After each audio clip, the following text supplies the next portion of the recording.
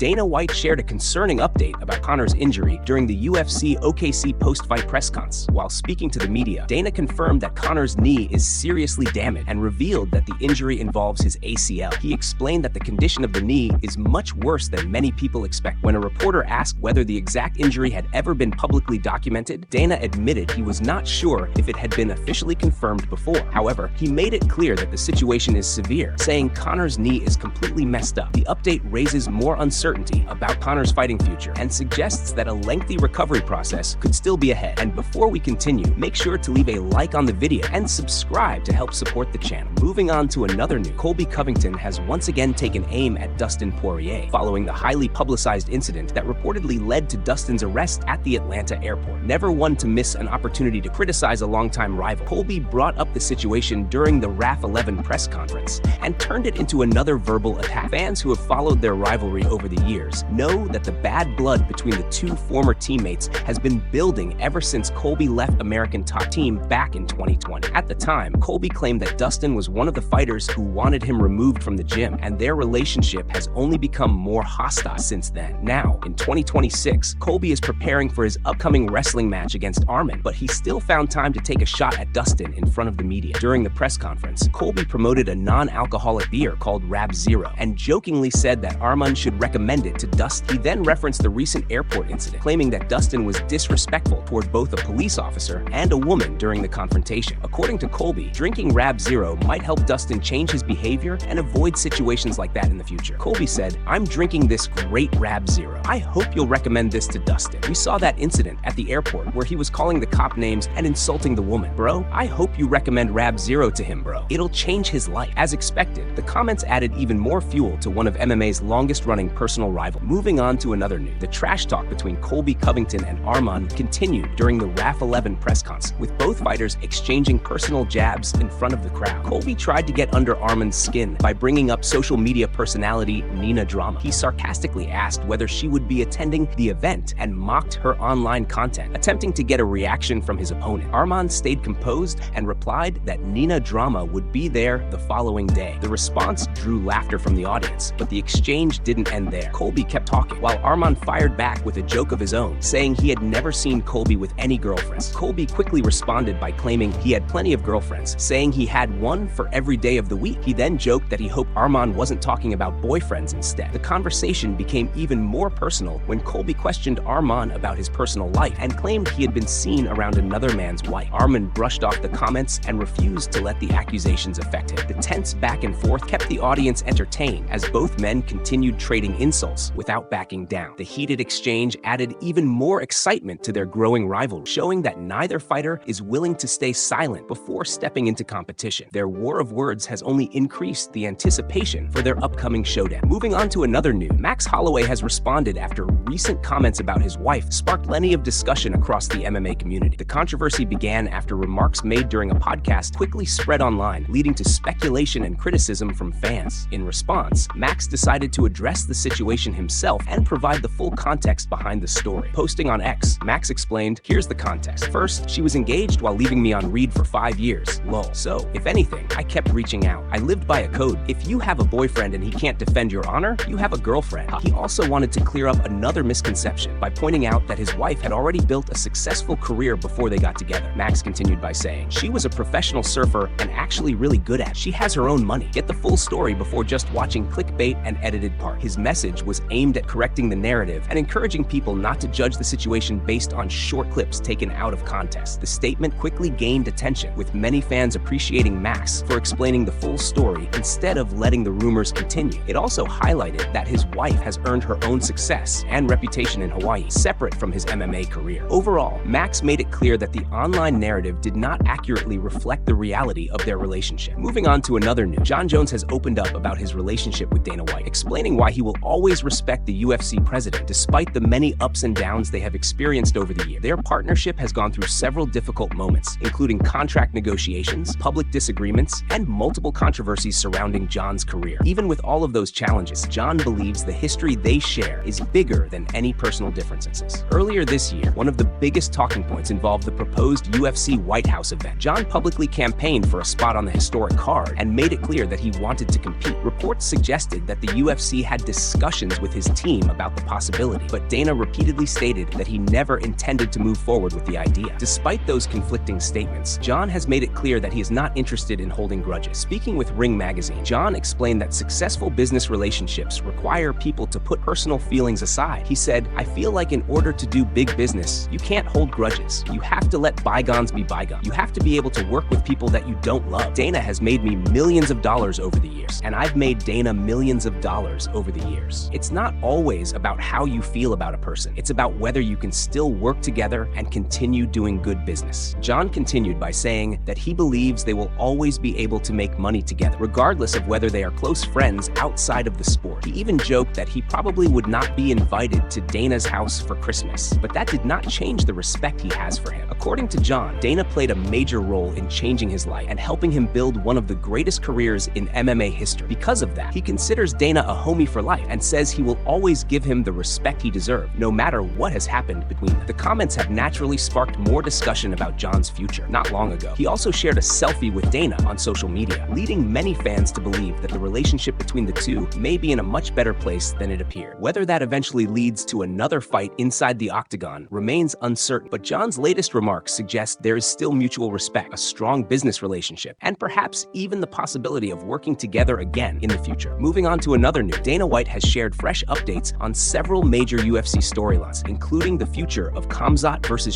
Strickland, the light heavyweight title picture, and Conor's long-awaited return to the Octagon. During a recent media appearance, Dana explained that every major decision comes down to one key fact: what the fans want to see. One of the biggest topics was the possibility of an immediate rematch between Khamzat and Strickland. Khamzat recently claimed that Sean has been avoiding a second fight, leading many fans to wonder whether the UFC will book the rematch next. Dana was asked how the promotion decides when a former champion deserves an immediate title shot after losing the belt. He responded by saying there is no fixed rule and that every situation is evaluated individually. Dana explained that boxing has often struggled because of mandatory rematch clauses that force promotions into making fights regardless of whether fans actually want them. He said there are many different factors to consider before deciding what comes next. If a title fight is one-sided, poorly received, or lacks excitement, forcing an immediate rematch may not be the best move. On the other hand, if the matchup remains competitive and the fans are still interested, then a second fight becomes much more realistic. According to Dana, the biggest priority is always listening to the audience. He emphasized that fan demand plays the largest role in determining future title fights. As an example, he pointed to both Ilya versus Gaethje and